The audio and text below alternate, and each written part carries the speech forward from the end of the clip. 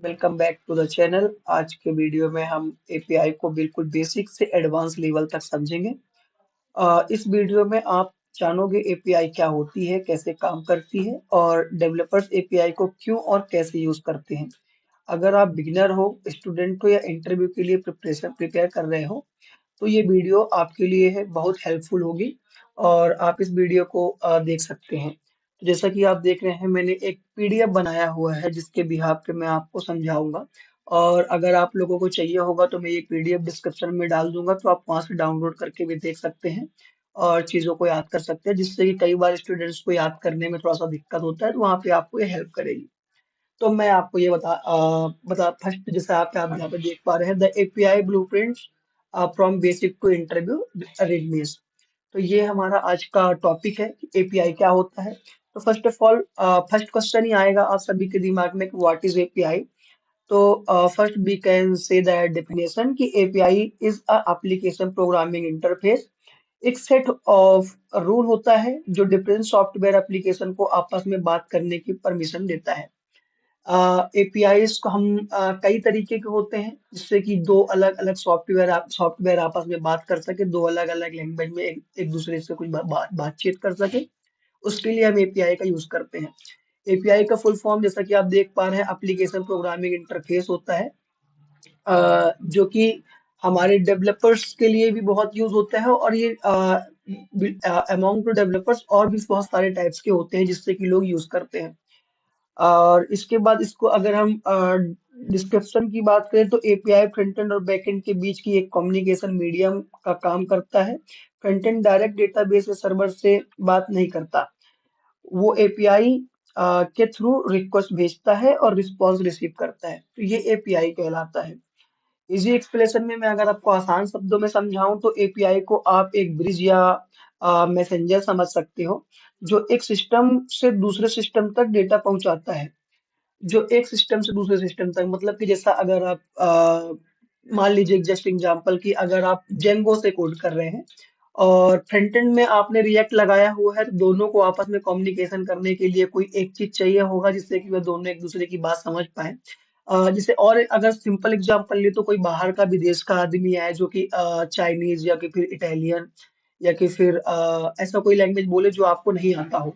फिर उस कंडीशन में आप क्या, आपको क्योंकि हिंदी और इंग्लिश आती है और उसको इंग्लिश और हिंदी दोनों नहीं आ रही, तो उस कंडीशन में या तो फिर आपको एक ट्रांसलेटर चाहिए होगा, या कि फिर आपको उस कंडीशन में आसान भाषा में बताऊं तो आपको सीखना पड़ेगा। तो इसी कंप्यूटर के फील्ड में भी यही सेम चीज प्रॉब्लम आ रही थी, जिससे दो अलग अलग लैंग्वेज आपस में बात नहीं कर पा रहे थे, तो फिर एपीआई का इन्वेंट हुआ और एपीआई से अब एक दो लैंग्वेज आपस में बात कर सकते हैं।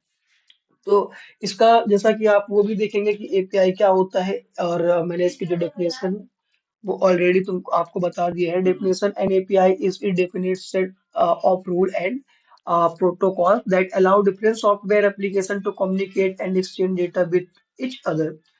कम्युनिकेशन की जो मीडियम होती है, it's act as bitter communication layer between the front end client and the back end server database, ensuring seamless interaction.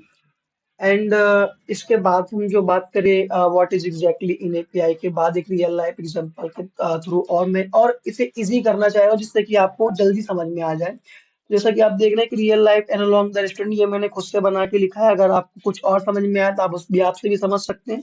लेकिन जैसा कि कोई एक रेस्टोरेंट होता है, वहां पे जो कस्टमर्स आते हैं वो फ्रंट एंड होता है। आप ऐसा समझें कि वो एक फ्रंट एंड है, the customer place N order representing the client sending a data request. तो लाइक जो कस्टमर होता है वह वेटर को बुलाता है और उसे कुछ ऑर्डर देता है, तो वो यहाँ से एक रिक्वेस्ट सेंड करता है।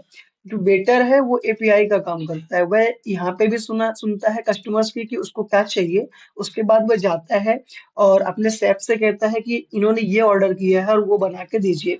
तो फिर वहां से उसको वो चीजें मिलती है। तो अगर हम इसको एक डेफिनेशन में कहें तो the waiter takes the order to the kitchen and return with the food, the waiter is the intermediary, the API.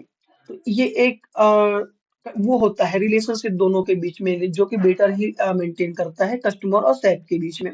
इसके आगे जिस जो किचन होता है, जहाँ पे फूड्स बन रहे होते हैं, या फिर जो सैप्स होते हैं वो बैक एंड होते हैं, जो कि बैक एंड में खाना बना रहे होते हैं या किचन में खाना बन रहा होता है।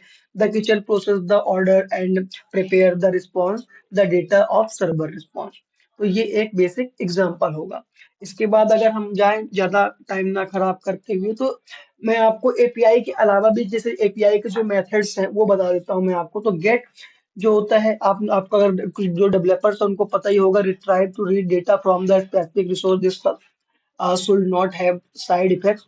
और जो पोस्ट होता है वो submit data to identify resource to create a new resource. Put जो होता है replace all current representative all the target resource with the request payload full update. और पैच जो होता है apply partition modification to the resource. Delete से आप सबको पता ही है कि remove the specific target resource. तो जो हमारा पुट और पैच होता है ये दोनों अपडेट करने के लिए हुई होता है, जो कि अपडेट कोई अलग से मेथड नहीं है। बहुत बार कंफ्यूजन में आते हैं बच्चे की, अपडेट अभी एक अलग से, जैसे कि डिलीट, हम CRUD पढ़ते हैं तो उस बिहार में बच्चे सोचते हैं कि अपडेट भी एक मेथड है, जो कि नहीं है एपीआई में। तो यहाँ पे अपडेट का जो काम है पुट और पैच करता है। पुट जो होता है वो फुल रिप्लेसमेंट करता है, पूरा अपडेट कर देता है। पैच जो होता है वो पर्टिकुलर कोई मॉडिफिकेशन करना है या कुछ अपडेट करना है तो उसे अपडेट करता है। इसके आगे अगर हम बढ़ेंगे तो आपको request and response the API conversation में आपको अगर बताऊं, तो जैसे आप इसमें देख पा रहे होंगे कि ये यहाँ पे एक बटन है जिसपे वो क्लिक कर रहा है, जिससे कि वो रिस्पॉन्स रिक्वेस्ट भेज रहा है, वहां से रिस्पॉन्स मंगवाएगा। तो the request the client sends request to the server through the API, typically specifically the action method and the resource URL sent by the client, e.g. browser or app include method handles and body data to send the data। और response same उसी condition में, जैसे वो request भेजेगा तो उधर से response भी आ जाएगा। और ये करने के बाद हम एचटीटीपी के जो स्टेटस कोड्स होते हैं वो भी मैं आपको बताना चाहूंगा, क्योंकि कई बार आप कंफ्यूज हो जाते हैं कि स्टेटस कोड्स क्या है। जैसा कि इसका बेसिक अगर मैं आपको समझा दूं तो आपको थोड़ा इजी होगा समझने में, कि लाइक जो स्टेटस कोड्स होते हैं, जो हम जब कई बार सर्वर पे रिक्वेस्ट भेजते हैं तो हमें कुछ एरर्स आते हैं, उसमें एक नंबर लिखा रहता है लाइक 200। जैसा आप यहाँ पे देख सकते हैं 200 का मतलब okay stand response for successfully, मतलब आपने जो रिक्वेस्ट भेजा था वो एक्सेप्ट हो गया। 201 का मतलब होता है अगर आप कुछ क्रिएट कर रहे होते हैं। 400 का मतलब होता है कोई बैड रिक्वेस्ट आया है। 401 का मतलब होता है अनऑथराइज्ड है, मतलब उसको एक्सेस ही नहीं है। 404 का मतलब होता है नॉट फाउंड, कि ये ऐसा कोई पेज मिला ही नहीं जो आप रिक्वेस्ट भेज रहे हो। 500 का मतलब होता है इंटरनल सर्वर एरर। तो आप अगर इसको बेसिक थ्रू में याद करना चाहो तो आप ऐसे याद कर सकते हो कि जो 100 से 199 के बीच का होता है वो सिर्फ इंफॉर्मेशन देने के लिए होता है, फाइनल रिजल्ट नहीं होता है। वो नॉर्मली इंफॉर्मेशन बताता है कि आपको कहाँ से कैसा रिक्वेस्ट आया है।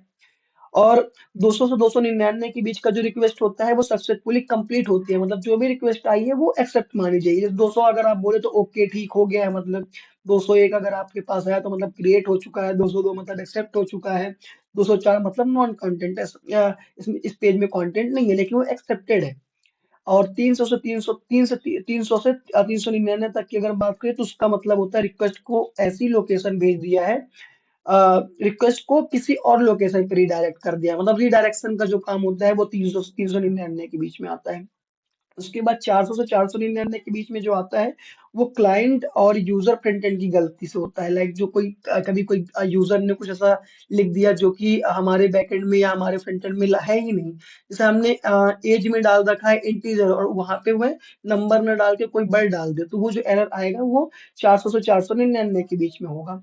उसी वो जो कि क्लाइंट साइड का एरर माना जाता है। 500 से 500 के बाद भी जो होता है वो होता है सर्वर साइड का प्रॉब्लम, जो सर्वर में गलतियां होती है। लाइक हमने कोई रिक्वेस्ट भेजा और वह रिक्वेस्ट गई ही नहीं, किसी कारण की वजह से रह गया, सर्वर में कोई दिक्कत आ गई, तो वो सर्वर साइड। तो आप ऐसे भी याद रख सकते हैं जिससे कि आपको इजी रहेगा कि समझने के लिए कि अगर 200 के बीच में आया मतलब हाँ आपका एक्सेप्ट हो गया, 300 के बीच में आया मतलब आपका जो है एरर वो रिक्वेस्ट किसी और लोकेशन पे रिडायरेक्ट हो गया। 400 में आया है मतलब आपके क्लाइंट में भी कोई दिक्कत है, क्लाइंट यूजर में कोई दिक्कत है।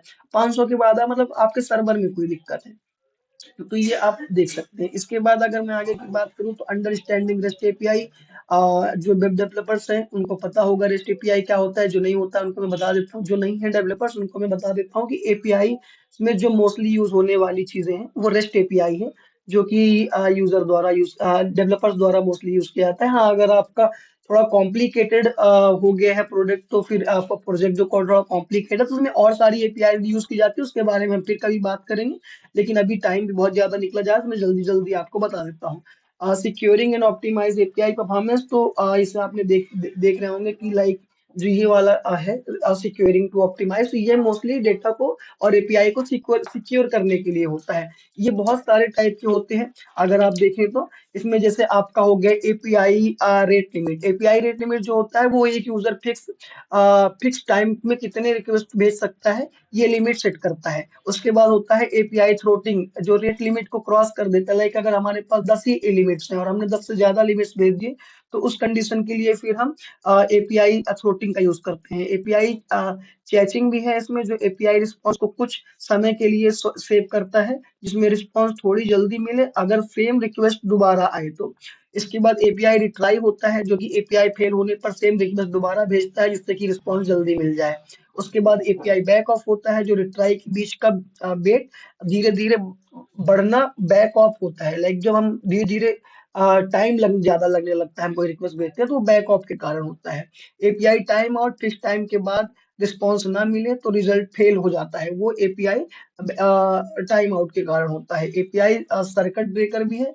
तो सर्किट ब्रेकर का मेन काम होता है कंटिन्यूसली फेलियर पर एपीआई कॉल्स का टेम्पोरी ट्राई बंद कर देता है। जैसे आपको बार बार फेल आ रहा है, लाइक आप रिक्वेस्ट भेजे जा रहे हैं, वहां से रिस्पॉन्स नहीं आ रहा, वो फेल होते जा रहा है, तो फिर वो उसको ब्लॉक कर देता है। इसके बाद एपीआई एरर हैंडलिंग आता है। तो एपीआई एरर हैंडलिंग को प्रॉपर स्टेटस कोड और मैसेज के साथ हैंडल करना होता है, जिससे कि वह एपीआई के जो एरर्स होते हैं उनको हैंडल करता है। ऑथेंटिकेशन भी होता है इसमें, जो यूजर की आइडेंटिफाई को ऑथराइज करता है, उसके बाद डेटा को आपको एक एक्सेस देता है। उसके बाद ऑथराइजेशन भी होता है, जिससे हमें ये पता चलता है कि इस बंदे को इसी चीज का एक्सेस है, बाकी चीजों का एक्सेस नहीं है, तो उसमें ऑथराइजेशन भी आता है। मेन इंपॉर्टेंट थिंग इसमें ये भी है कि टोकन्स जो होते हैं, जेडब्ल्यूटी टोकन्स हो गया अपना, जो कि हम यूज करते हैं मोस्टली, जो डेवलपर्स होते हैं वो मोस्टली टोकन्स यूज करते हैं। उनको पता होगा कि टोकन दो प्रकार के होते हैं, एक रिफ्रेश और एक एक्सेस। तो जो एक्सेस टोकन होता है वह बताता है कि हमें लॉगिन करना है। रिफ्रेश टोकन हमारा जो होता है वो मोस्टली सेव होता है हमारे उस पे।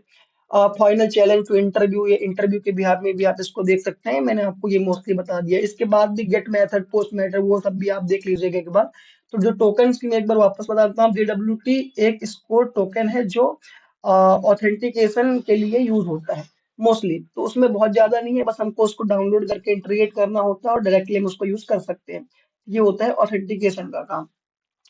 और ये रहा आज का। अब फाइनल चैलेंजेस का ये है कि जैसा आपको मैंने बताया है एपीआई क्या होता है। अब अगर आपको एक if you found this video useful, please like, share and subscribe. Let me know the comments what this topic you like and to the governance। तो ये मैंने इसलिए लिख रखा कि मुझे याद हो, मोस्टली मैं अपनी वीडियो में बोलता नहीं हूँ। तो अगर आपको हेल्पफुल लगी हो तो इसको आप जरूर शेयर सब्सक्राइब कीजिएगा, और आप बताइएगा कि आपको अगला वीडियो किस टॉपिक पे चाहिए।